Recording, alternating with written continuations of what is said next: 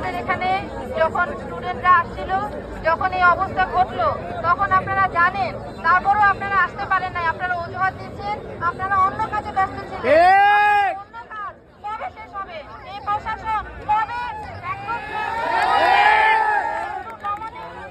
কবে হবে? তাদের হাতে এই পরিমাণ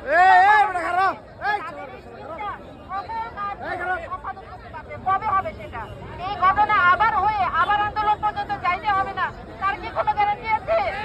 এটা কি আবার আসবে না? আবার ওলবাজার হবে না?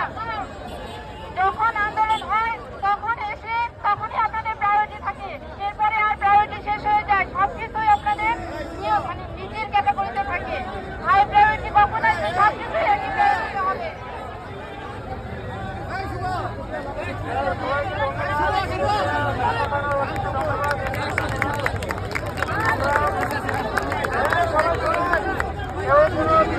করবেন না, সবাই গাড়ি তুলে না। আমাদের ধন্যবাদ জানাই, ওনারা ব্যবস্থা নেবেন। ধন্যবাদ সবাইকে।